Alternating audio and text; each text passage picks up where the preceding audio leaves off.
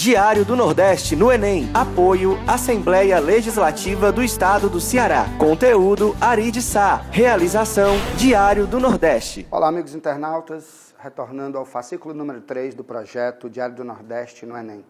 Hoje comentaremos algumas das questões propostas do nosso primeiro fascículo de Linguagens, Códigos e suas Tecnologias de 2015. Iniciaremos com a questão de número 2. Cada indivíduo é responsável por sua conduta. Cacildo Souza. Atribuir à sociedade como um todo a culpa por certos comportamentos errôneos não parece, em minha maneira de pensar, uma atitude sensata. Costumamos ouvir por aí coisas do tipo: o Brasil não tem mais jeito, o povo brasileiro é corrupto por natureza, todas as pessoas são egoístas e frases afins. Essa é uma visão já cristalizada no pensamento de boa parte do nosso povo. E o texto é concluído com a seguinte informação. É preciso compreender que nem todo mundo se deixa influenciar por ações fraudulentas. De repente, o que alguém acha interessante pode ser considerado totalmente inviável para outra pessoa. E não acredito que seja justo um ser humano ser responsabilizado apenas por fazer parte de um grupo, entre aspas, contaminado. Pela natureza desse texto, percebe-se que trata-se de um gênero de natureza argumentativa, mais especificamente, um artigo de opinião. Texto no qual o indivíduo aborda, analisa determinado assunto de maneira vertical, podendo inclusive se posicionar de forma particular, valendo-se para isso de argumentos que vão fundamentar a sua tese. Ou seja, o tripé fato, opinião, argumento, onde fato mais opinião constituem a tese e o argumento é a defesa da tese, constituem a essência desse gênero textual. E é muito natural nós encontrarmos esse tipo de texto, natureza informativa, ou seja, um posicionamento direto do narrador em relação ao fato narrado, ou do articulador em relação ao fato discutido, ou do jornalista em relação à matéria que está sendo proposta. Entre os elementos presentes no texto que podem enquadrá-lo no gênero artigo de opinião, podemos destacar a expressão. Observe que são enumeradas, elencadas 5 expressões. Na alternativa A, em minha maneira de pensar. Na alternativa B, pensamento de boa parte de nosso povo. Na letra C, ação de alguns de seus componentes. Na letra D, corrompida em sua totalidade. E na letra E, ações fraudulentas. Observe que ações fraudulentas está posto na alternativa como uma informação solta, deslocada. Portanto, não é o item a ser assinalado. Na letra D, corrompida em sua totalidade. Até pode conter uma natureza opinativa, argumentativa, mas não confirma a presença do gênero artigo de opinião. A ação de alguns de seus componentes, na letra C, observe que a informação está posta em terceira pessoa. O mesmo acontece com as informações na letra B, que embora esteja em primeira pessoa do plural, pensamento de boa parte do nosso povo, mas ainda não configura a natureza opinativa do texto. Restando, portanto, a letra A, em minha maneira de pensar. Observe que ele está defendendo um ponto de vista próprio, um ponto de vista particular. É exatamente nesse aspecto que o artigo de opinião difere do editorial. Por exemplo, ambos são textos de natureza argumentativa. No entanto, o editorial é a argumentação de uma pessoa jurídica, de uma instituição, de uma empresa, normalmente de mídia ou ligada a algum veículo de comunicação de massa. Já o artigo de opinião é um texto de natureza pessoal. Um indivíduo, notoriamente especialista, ou alguém que se posiciona para defender a sua tese e as suas opiniões acerca de um determinado assunto proposto, um determinado fato, um determinado tema que foi lançado. Ao dizer, em minha maneira de pensar, nota-se a natureza opinativa, o que configura, portanto, o gênero artigo de opinião. Portanto, para a questão de número 2, a alternativa A. Dando continuidade, vamos agora para a questão de número 8. Aqui nós temos uma tira do tirinista Schultz, criador do Snoopy e da sua turma. Aqui nós temos um diálogo entre os personagens Pet Pimentinha e Snoopy. Snoopy, esta tem sido uma semana terrível para mim. O que se pode fazer quando tudo está errado? Snoopy, num gesto solitário e amoroso, beija a personagem Pet Pimentinha. E ela, no quarto quadro, esse é um bom conselho. Na tirinha, uma vez se tratar de um gênero de natureza jornalística, nós temos a simplicidade da linguagem e o espaço físico diminuto para a colocação normalmente de um diálogo rápido em 3 ou 4 balões, normalmente produzindo um efeito de humor, um efeito crítico ou um efeito de natureza reflexiva. Trata-se, portanto, de um gênero extremamente consumido na contemporaneidade, sobretudo em publicações impressas, como jornais e revistas. Na tirinha, é possível reconhecer uma postura crítica em relação às dificuldades colocadas pela condição existencial. Tal postura está ilustrada. Letra A. Pelo beijo de Snoopy no terceiro quadro. Letra B. Pela conclusão a que se chega no quarto quadro. Letra C. Pela sensação de derrota do primeiro quadro. Letra D. Pela pergunta no terceiro quadro. Ou letra E. Pela ausência de lirismo nos dois primeiros quadros. É patente nós observarmos que, normalmente, a quebra da expectativa, ou seja, o efeito surpresa, se coloca, via de regra, numa tirinha, no último quadro. É ali que se concentra, normalmente, a ambiguidade, a ironia, o teor reflexivo, ou muitas vezes lírico, da proposta do diálogo sugerido ao longo dos quatro quadros da tira. Especificamente neste quadro, nós percebemos que a conclusão a que se chega no quarto quadro, quando Pet Pimentinha reflete, esse é um bom conselho, conduz à leitura crítica da proposta dessa tira. Além desses efeitos reflexivos ou críticos, as tiras jornalísticas também recorrentemente produzem efeitos de humor, muitas vezes a partir da ironia, da ambiguidade, do efeito crítico. Trata-se, portanto, de um gênero de grande importância para a prova do Enem e que trabalha, sobretudo, com a natureza argumentativa, porque sempre subjacente a esses efeitos que ela produz está a natureza opinativa. Portanto, a exemplo do artigo de opinião ou do editorial, também trata-se aqui de um gênero de natureza argumentativa. Bem, caro internauta, na questão de número 10, nós temos a cobrança de uma das 4 habilidades cobradas pelo MEC na prova do Enem, a habilidade 6, também chamada em sala de aula de H6. A H6, ela remete à necessidade de você utilizar seus conhecimentos de língua estrangeira moderna como meios de ampliar o seu conhecimento de mundo em 3 áreas: informações em geral, tecnologias de uma maneira mais específica e culturas. Na questão de número 10, nós temos um texto que fala sobre coisas que nós não sabemos a respeito da Irlanda. É uma questão que vai ampliar o seu conhecimento de mundo em relação à cultura desse país, mais especificamente a língua falada na Irlanda. Muitos pensam que a língua falada na Irlanda, a língua oficial, é o inglês, mas na verdade nós temos o gaélico ou irlandês, e é justamente sobre isso que versa o nosso texto.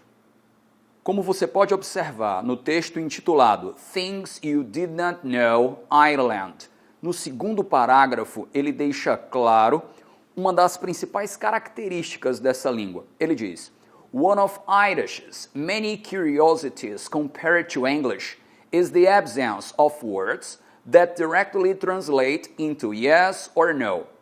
Uma das muitas curiosidades do irlandês, comparado ao inglês, é a ausência de palavras que sejam traduzidas diretamente em sim ou não, yes or no. Rather, Irish speakers answer questions requiring a positive or negative by verb repetition. Como podemos ver na sequência, ele diz, ao invés disso, os falantes do irlandês, eles respondem às perguntas que exigem uma resposta do tipo sim ou não, positiva ou negativa, usando a repetição do verbo. Então, como você pôde ver pela leitura do texto, mais especificamente pela leitura do fragmento que nós escolhemos para ilustrar a informação necessária para responder a questão, ele diz claramente que no irlandês ou gaélico não existem as respostas yes or no, palavras que denotem essas duas respostas. Ao invés disso, o falante do irlandês, ele recorre à repetição do mesmo verbo utilizado na pergunta como forma de responder positivamente ou negativamente a questão, o que nos envia para a resposta correta, a letra B de bola. Bem, caro internauta, agora eu gostaria de comentar com vocês a questão de número 11, uma questão que trata da terceira das 4 habilidades cobradas pelo MEC na prova do Enem. Lembrando que a habilidade 7, ou simplesmente H7, é uma habilidade que exige basicamente que você seja capaz de identificar a função de um texto. Todo texto, quando é escrito, ele tem um propósito, uma finalidade, o autor tem uma intenção por trás da produção daquele texto. E cabe a você tentar reconhecer o propósito do texto através da análise do mesmo. Bom, como você pode ver na questão de número 11, nós temos uma combinação de elementos verbais e não verbais.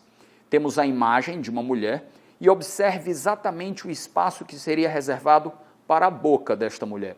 Está coberta com uma tarja, simulando aquele recurso de busca automática que nós encontramos no Google. Então, se você observar, existem 4 frases que seriam complementares a esse fragmento inicial. Women need to. As mulheres precisam. E aí você tem 4 complementos. Precisam to be put in their place, to know their place, to be controlled, to be disciplined. As mulheres, segundo essa campanha publicitária, utilizando, claro, essa ferramenta automática do Google, diz que as mulheres precisam ser colocadas em seu lugar, elas precisam conhecer seu lugar, elas precisam ser controladas, elas precisam ser disciplinadas. E a gente observa claramente a carga enorme de preconceito que existe contra a mulher nesse tipo de situação. Lá embaixo, a gente observa uma frase que serve como um contraponto a tudo que foi dito nessa ferramenta automática de busca. Women need to be seen as equal. As mulheres precisam ser vistas como iguais. Então a gente observa que é uma campanha publicitária que tem como objetivo principal conscientizar as pessoas a respeito da necessidade de buscar a igualdade de gênero, ou seja, o equilíbrio nas relações entre homens e mulheres. E isso faz com que a gente assinale como resposta correta a alternativa A. Na questão 13, nós encontramos mais uma vez uma tirinha do cartunista argentino Linier, de sua série Macanudo. A lo mejor, tarde, mientras todos duermen, Madariaga. Esse a lo mejor me dá a ideia de quê? Veicula a ideia de quê? É isso que te pergunta, que te indaga a questão. Ora, a estrutura a lo mejor, essa locução adverbial, está dentro do grupo dos advérbios de duda, que é o quê? Dúvida. O que significa esse a lo mejor? E aí é o que você vai justamente encontrar no item A, que dá a ideia de dúvida e poderia ser substituído e pensado como talvez. Ora, a lo mejor, talvez, quizá, quizás, que inclusive nós temos no português o quiçá, dão essa ideia de dúvida, veiculam essa possibilidade de dúvida. Mas vale a pena ressaltar aqui também que, embora essas estruturas sejam equivalentes e possam sim, no caso a lo mejor, ser pensado como talvez, existe na língua espanhola uma pequena diferença na utilização.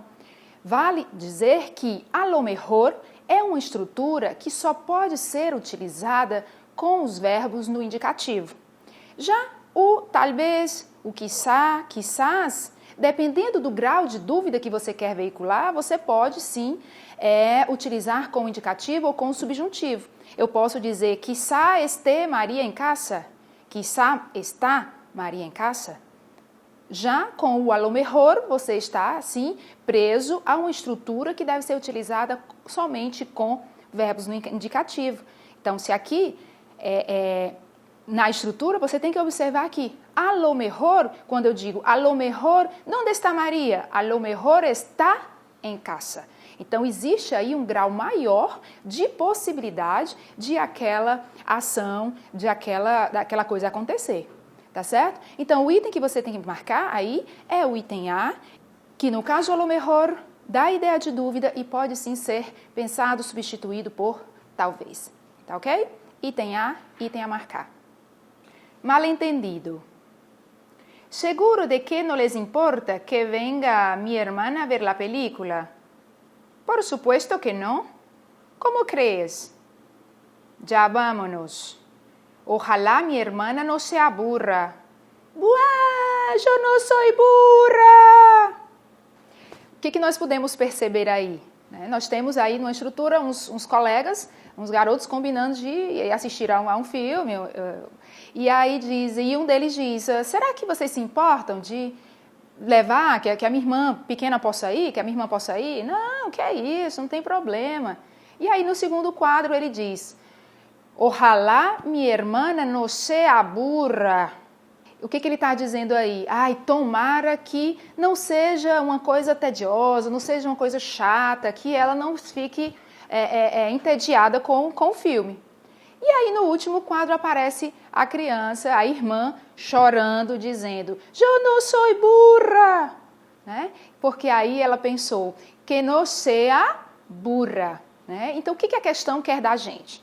Nós temos aí uma produção cultural, que no caso é uma tirinha, que nas habilidades do Enem nós podemos encontrar, aí o que ele quer trabalhar conosco, na habilidade 8, que nós analisemos um poema, uma produção, no caso de uma tirinha, de uma charge, de uma letra de música, que nós possamos, a partir disso, perceber algumas questões de língua e de cultura. Então, o que nós temos que observar aqui?